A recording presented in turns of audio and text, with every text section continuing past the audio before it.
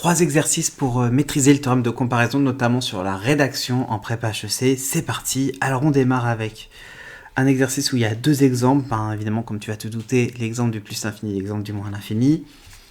Donc exo simple pour vraiment être sûr que tu as bien pigé comment l'appliquer.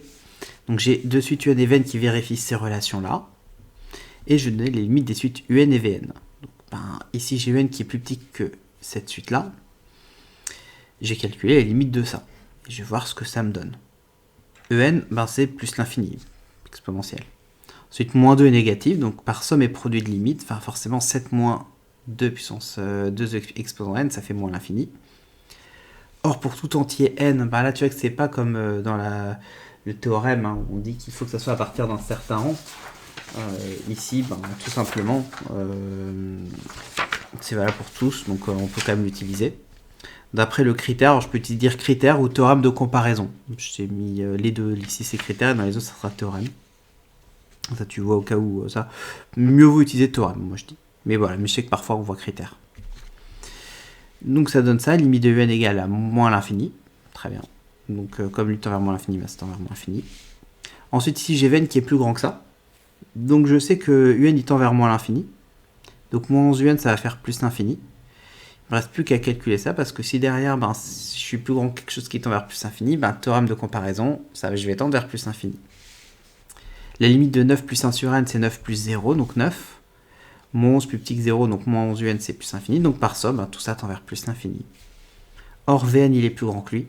Donc d'après le critère de comparaison, Vn est égal à plus l'infini, en limite. Voilà, donc ça, c'est un exemple simple. Alors un exemple plutôt sympa avec cette suite-là, avec une récurrence au début qui va faire penser à un autre exo qu'on a fait. Donc là, tu peux avoir la correction dans le doc que tu peux télécharger dans le lien dans la description. Donc c'est gratuit. Et c'est pareil que la correction des exos qu'on fait ici. Et on va passer un peu plus de temps tout le temps sur cet exo-là qui est très intéressant. Donc cet exercice est très intéressant parce que j'ai une somme avec une suite définie en fonction d'une somme. Donc on démarre, donc on a cette suite là et on va vous montrer que pour tout cas appartenant à grand N, E puissance 1 sur K plus 1 est plus grand que 1. Donc j'ai pas vraiment d'idée première fois, donc je me dis on va y être tranquille, je vais partir du K qui appartient à grand N, donc K est plus grand que 0. Alors là je pourrais écrire K plus 1 plus grand que 1 et après faire l'inverse. Sauf que si je fais ça, si j'ai juste 1 sur K plus 1 qui est plus petit que 1, ça m'apporte pas grand chose parce que ce que je veux c'est minorer. Quand j'ai composé par x qui est croissante. Donc ce qui va m'intéresser, c'est en fait le signe de lui. Et quand je compose par la fonction inverse, si je suis sur R plus étoile, l'inverse est sur R plus étoile aussi. Donc c'est ça qui va m'intéresser, surtout que le K plus 1 est strictement positif, pour que le 1 sur K plus 1 va être strictement positif. Et là, quand je vais faire la stricte croissance de x, c'est strict importante pour conserver le strict, parce qu'ici on veut du strict, je vais avoir E puissance 1 sur K plus 1 qui va être strictement plus grand que E de 0. Et donc plus grand que 1, donc j'ai ce que je voulais. Ensuite, il faut que la limite de un. Donc un, c'est cette somme-là. Donc je me dis, comme j'ai trouvé ici un minorant de ça, je vais sommer tout ça. Donc avant toute chose, je pose mon quantificateur n, et je vais dire que d'après 1, pour tout cas appartenant à 0n, j'adapte l'inégalité que j'ai trouvée pour tout n à l'espèce mon intervalle 0n, E de 1 sur K plus 1 qui est strictement plus grand que 1. Je somme pour K allant de 0 à n. Cette somme-là est plus grande que la somme des 1. On n'oublie pas que la somme d'une constante, c'est la constante fois le nombre de termes. Le nombre de termes, dernier indice moins premier indice plus 1. Donc ici, n plus 1. Pourquoi j'ai changé? Parce que j'ai multiplié par moins 1 qui est strictement négatif, parce que mon but c'est d'arriver à lui.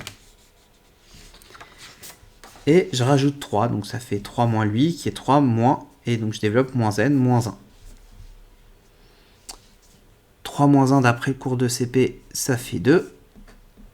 Et donc j'obtiens un qui est strictement plus petit que 2 moins n. La limite de 2 moins n, c'est moins l'infini.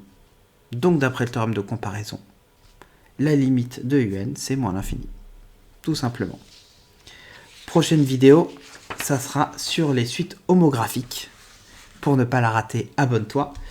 Et maintenant, en tout cas, j'espère qu'avec cette vidéo, tu n'auras plus à souffrir de la comparaison avec les autres élèves. Comparaison, théorème de comparaison. Et pour ça, je te conseille de faire l'exo qui était bonus, plus de refaire ces exercices, et pour ça d'avoir la correction. Et donc ça, la meilleure chose à faire, c'est de télécharger le doc de 90 pages, qui est gratuit, le lien est dans la description. Et surtout, n'oublie pas de partager à tes potes de ta prépa, que ce soit les groupes Facebook, le groupe WhatsApp, le groupe Snapchat, je sais pas quel groupe vous êtes.